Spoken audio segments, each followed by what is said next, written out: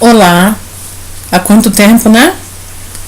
Eu quero iniciar essa mensagem de hoje dizendo para você que eu estou muito agradecido porque vocês têm ido no meu blog, têm deixado comentários, inclusive estão me cobrando por e-mail a respeito da mensagem do Espírito Santo, que eu estou devendo colocar ali, né?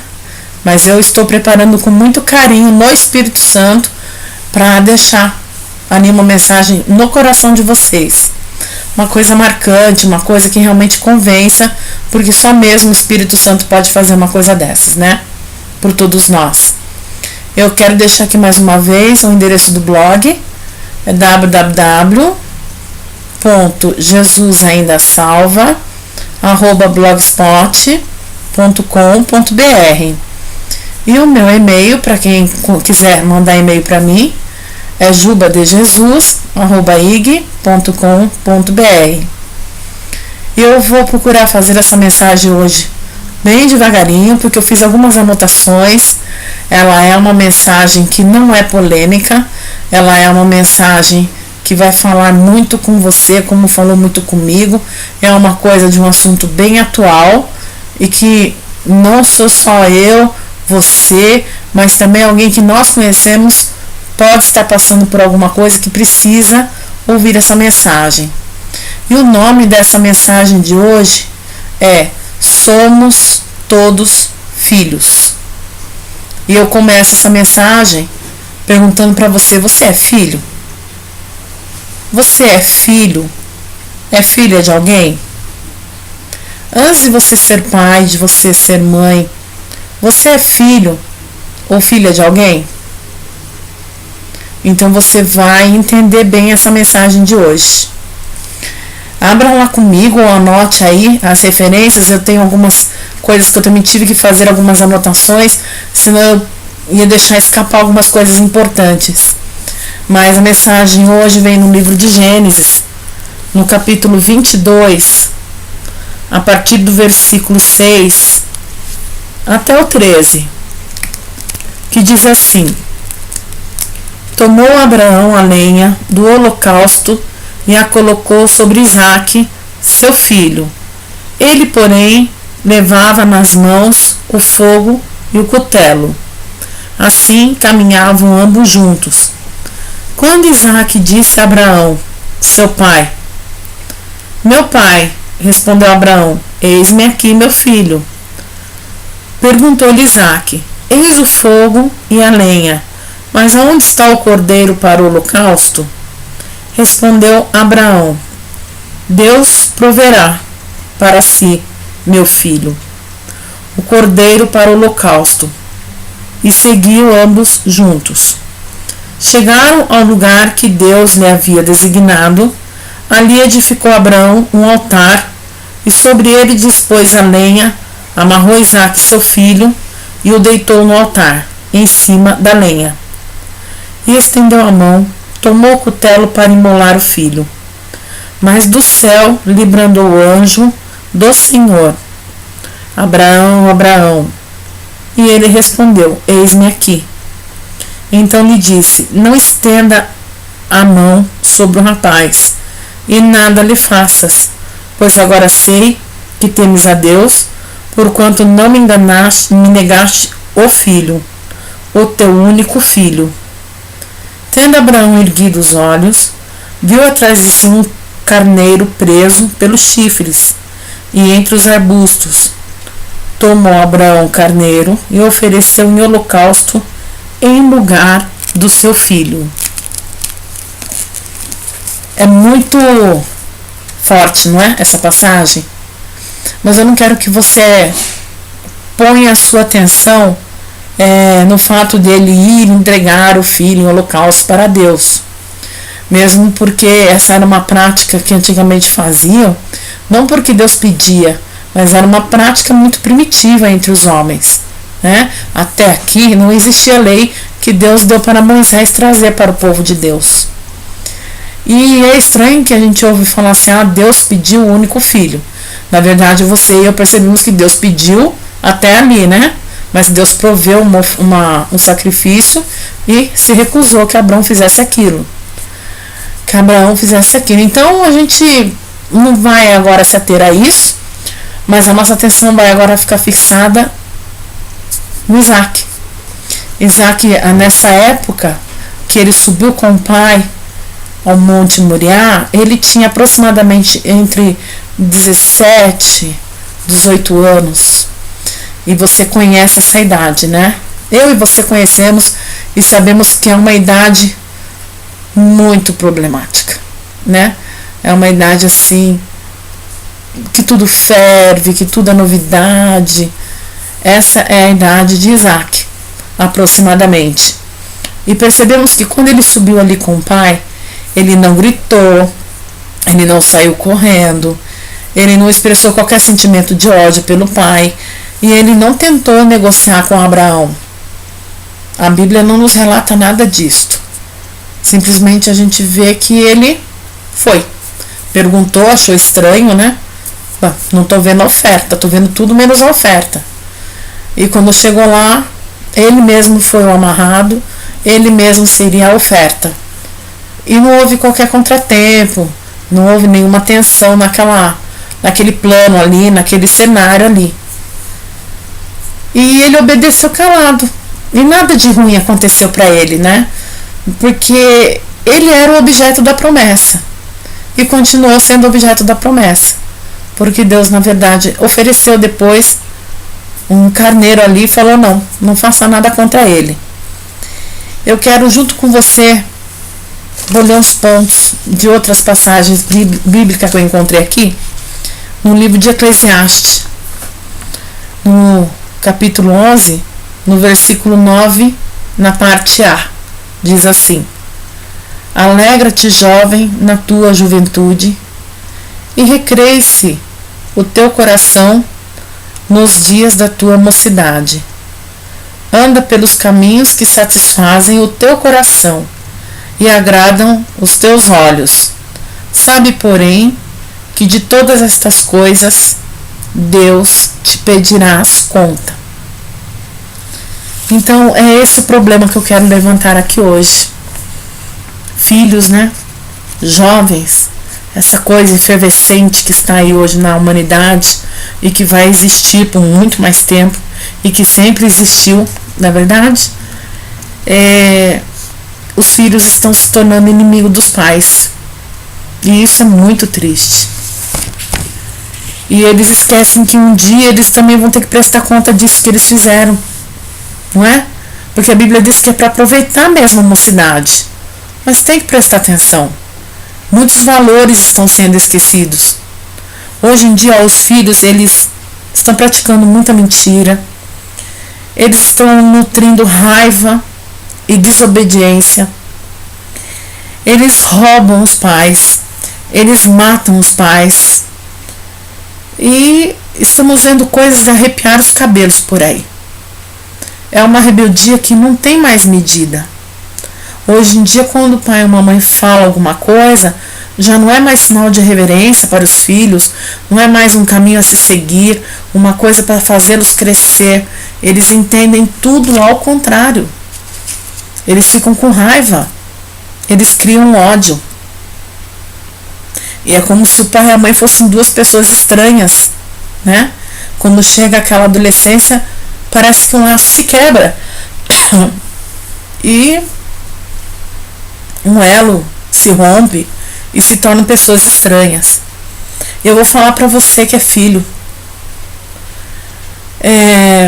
Muitas vezes você faz coisas escondidas dos seus pais e mente para eles. E na verdade seus pais já sabem da verdade há muito tempo. Você já parou para pensar nisso? Você pensa que é tão esperto e que está conseguindo esconder certas coisas dos seus pais, que eles são, como diz aí hoje assim, inocentes, não sabem de nada. Muitas vezes eles já estão sabendo há muito tempo.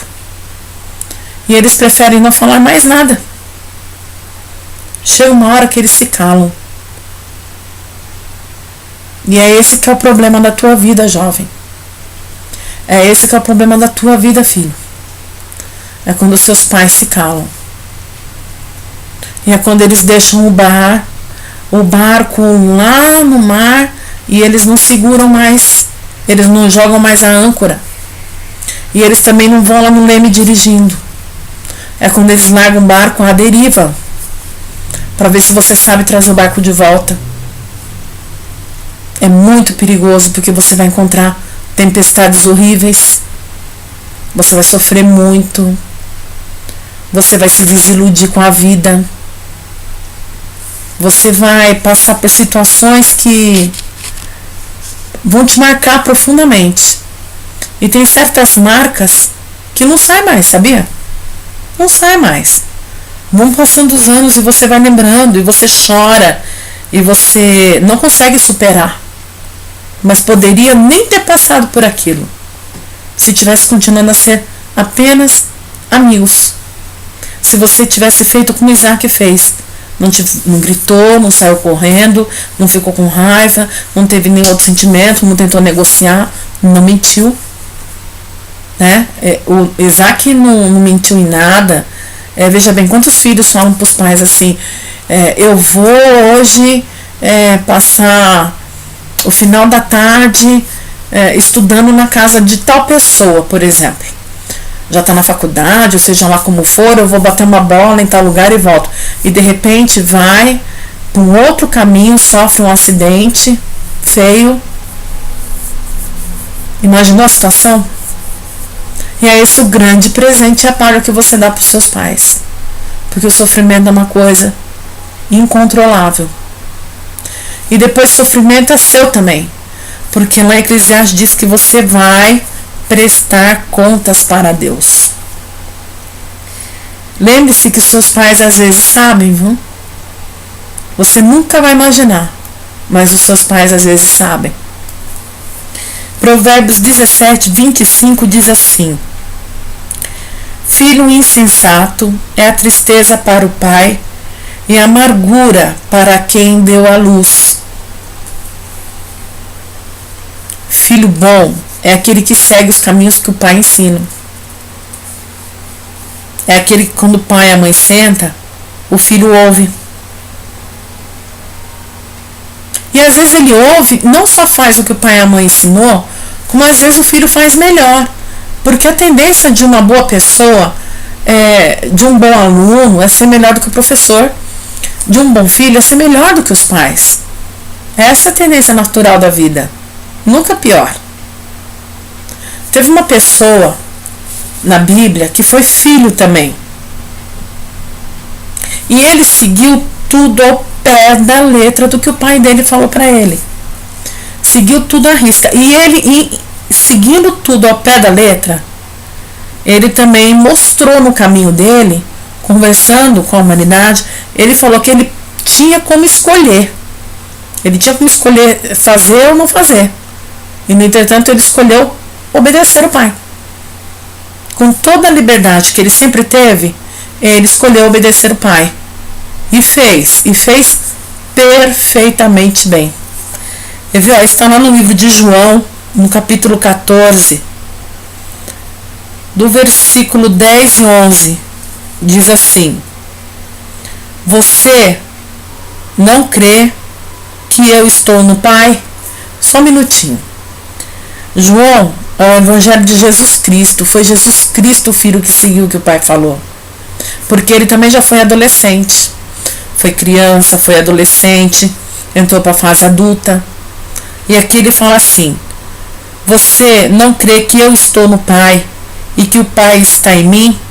As palavras que eu lhes digo não são apenas minhas. Pelo contrário, o Pai que vive em mim está realizando sua obra. Creiam em mim quando digo que eu estou no Pai e que o Pai está em mim. Ou pelo menos creiam por causa das mesmas obras. Que coisa linda, né? Ou seja, quando um filho segue aquilo que o seu pai ensinou, na verdade ele guardou dentro do seu coração o próprio pai, a própria mãe. E aí você já não consegue mais discernir, porque você começa a ver que coisa bonita que é um filho que tem o pai e a mãe dentro dele, e quando você olha para o pai e a mãe desse filho, também tem a ternura de um filho maravilhoso, de uma filha maravilhosa. E se tem gente que tem dúvida a respeito dessa decência desse filho, é como ele diz aqui, ó: pelo menos creiam por causa das mesmas obras. Quer dizer, tudo que Deus fazia no Antigo Testamento, Jesus veio fazendo no Novo Testamento, pelo menos os milagres, os perdões e tudo mais, mostrando um caminho reto, um caminho de amor. Então as obras que Jesus fazia eram as mesmas obras que Deus fazia, ou seja, ele seguiu o exemplo do Pai. O que hoje em dia a gente não consegue mais olhar para os filhos e ver os pais. De repente você chega numa reunião de escola e você vê um pai ali, uma mãe. Eu já passei muito por isso. Às vezes uma mãe cansada, cuidando de uma família grande. Às vezes uma mãe preocupada, às vezes nem trabalha em casa. Ou trabalha em casa, trabalha fora de casa também. Um pai que às vezes tem que se desdobrar no lugar de pai e de mãe, porque é viúvo, porque mora sozinho, porque não importa os motivos. E de repente você vê que muito deles, os filhos seguem o mesmo caminho. Quer dizer, é um pai dedicado, tem uma filha ou um filho que é dedicado na escola. A gente escuta o professor falando. E de repente é uma mãe que até chora. Chora porque ela fala assim: eu não sei mais o que eu faço. Eu não consigo mais, eu não sei mais o que eu faço. Bater não pode, trancar não posso, acorrentar não posso, não me obedece, mente pra mim. Eu penso que tá vindo pra escola e não tá vindo. Chega na sala de aula lá no dia da reunião, teve mãe que levava susto, pensava que o filho estava indo pra escola todo dia, foi chamado pelo conselho tutelar que não estava indo, via número de faltas grandes. Como que eu vou controlar? Então era uma situação difícil. Então esses filhos, eles não praticam as mesmas obras que os pais. E poderia praticar.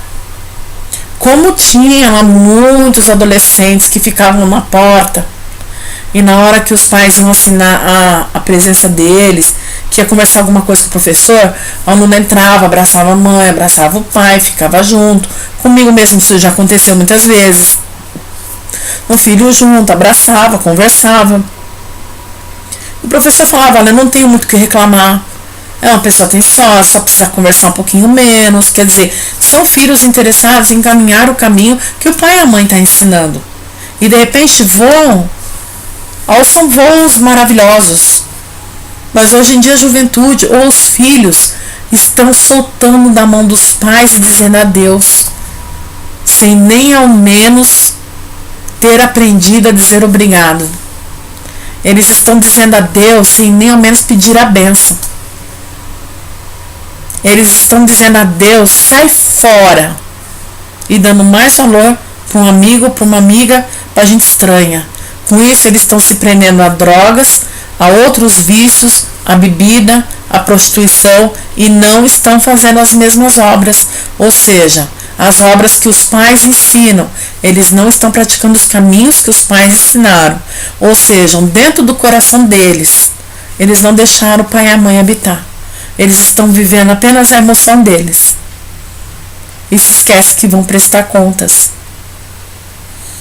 Mais adiante, no mesmo capítulo 14 de João, no versículo 31, olha que bonito, diz assim, ó: todavia, para que o mundo saiba que amo o Pai e que faço o que meu Pai me ordenou.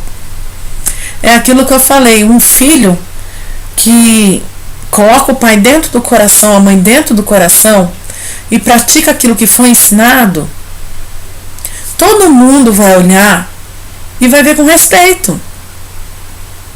É isso que, infelizmente, o filho, a filha de hoje não entende.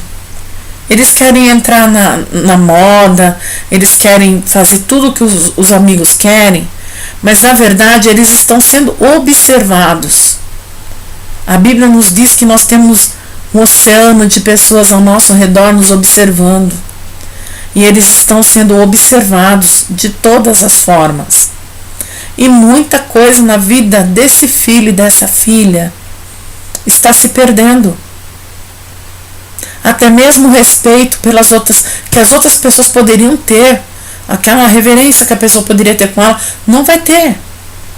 Vai ter um momento que essa pessoa vai precisar de um amigo verdadeiro e não vai ter. Vai precisar de uma amizade, de um amor verdadeiro, de uma construção de vida, e não vai ter. O que vai ficar para ele é a solidão. Por quê? Porque tudo que ela mostrou, mostrou que não tem amor pelos pais. Então, se não tem amor pelos pais, não tem amor por ele mesmo. O que é a vida dessa pessoa? Jesus foi obediente como Isaac. Não porque ele era Deus. Ele estava numa condição humana. Ele estava numa condição humana e ele também podia simplesmente não ter obedecido a Deus. Ele poderia ter abdicado de ter ido para a cruz, poderia ter continuado a vida dele, poderia ter se casado, tido inúmeros filhos, ele poderia ser vô de muitos netos, morrer do que Deus achasse melhor que ele morresse e não ter trazido a salvação para a humanidade. Mas ele escolheu obedecer. Assim como Isaac escolheu obedecer, Jesus também escolheu ficar com o Pai. Em João 10, no versículo 17, 18, diz assim: por isso é que meu Pai me ama, porque eu dou a minha vida para retomá-la. Ninguém a tira de mim, mas eu a dou por minha espontânea vontade. Tenho autoridade para dá-la e retomá-la. Esta ordem recebi do meu Pai. Então ele tinha autoridade, ele tinha livre-arbítrio, ele tinha amor, ele tinha tudo, ele tinha inclusive a confiança de Deus. Sabe, na verdade é assim, Deus, ele cria uma vida e essa vida vem aqui para a Terra e nós temos autoridade sobre a humanidade. Nós temos autoridade sobre a humanidade, que eu digo não sobre outros homens. Me perdoa, até coloquei errado. Nós temos autoridade sobre a criação, nós temos autoridade sobre os animais, sobre as plantas. Nós temos o dever de cuidar da natureza, porque tudo que Deus criou foi para nós. No entretanto, o que o homem está fazendo? Ele está destruindo, o homem está se odiando, um está matando o outro, e as famílias estão se destruindo. A palavra de Deus diz mesmo que haveria o tempo em que pai estaria contra filhos, e filhos contra os pais. E isso já está acontecendo. Já é o prenúncio de que as últimas coisas estão praticamente batendo aí na nossa porta. E é muito triste. Por isso que era emergente eu trazer essa mensagem para você que é filho essa noite. Para você que tem algum amigo que precisa ouvir essa mensagem. Deixe o amor do seu pai e da sua mãe entrar dentro do seu coração. E não o amor do mundo. Veja que se você está aí hoje, foi graças a eles. E se você ama seu pai e sua mãe, automaticamente você estará obedecendo a palavra de Deus. Você também estará amando a Deus. E você será amado por Ele também. Eu acho que o amor que você tem a receber dos seus pais é um amor incontável, infinito, é um amor indescritível e é um amor de doação. Os pais se doam pelos filhos completamente. Os pais doam a saúde, as suas noites, a juventude, o dinheiro. eles doam o sentimento, eles doam tudo por amor a um filho. E o que um pai e uma mãe exigem de um filho em troca? Na verdade, um pai e uma mãe não exigem nada em troca. Apenas o amor, o respeito. É muita coisa isso. É muita coisa. Eu acredito que isso é tão baratinho, né? Não requer nem que você passe a noite acordado. Pelas noites que seu pai e sua mãe passam acordado, enquanto você não dormia por dor de barriga, por doença, quando você nasceu. As noites que seu pai e sua mãe não dormem até hoje, enquanto você não volta para casa. E sabe quem é o consolo do teu pai e da tua mãe nessa hora? É Deus. Porque só Deus ampara a dor do coração de um homem. Um outro ser humano não consegue entrar, vasculhar o sentimento de um outro homem e conhecer o coração de um homem. Apenas Deus. Então siga os caminhos de Jesus. Seja um bom filho. Para que um dia você escute Deus falar para você o que Deus falou para Jesus diante de outros homens. Este é meu filho querido que tanto me agrado. Isso vai ser de um grande valor na sua vida, porque você não vai ter do que se envergonhar no dia de prestar contas a Deus. E ainda aqui na terra, você vai viver uma vida bem melhor, porque você vai desfrutar de bênçãos por ter sido um bom filho, por ter correspondido com Deus da maneira que Ele queria. Porque o objetivo de Deus é família. E a partir do momento que você não ama os seus pais, quebra esse laço de amor, você também está quebrando um lado da família. Como você espera ser feliz quando criar a sua? Se você já tem a sua família e não está conseguindo unir os laços, o que será que aconteceu? O que está faltando fazer ainda? Um pedido de perdão? Derramar de lágrimas? Um conserto? Verdadeiramente Deus vai te mostrar o caminho a seguir. Eu quero te agradecer por mais esta atenção. Esteja orando por mim. Meu nome é Jucimara. Esqueci de falar lá no começo, né? Mas se você segue as mensagens que eu trago, você já sabe que meu nome é Jucimara. Eu estou em Mogi das Cruzes. Pode deixar o seu like aí, tá certo? Se tiver vontade. E se você quiser me mandar alguma mensagem por e-mail, eu estou te esperando. Eu agradeço a sua atenção. Até a próxima.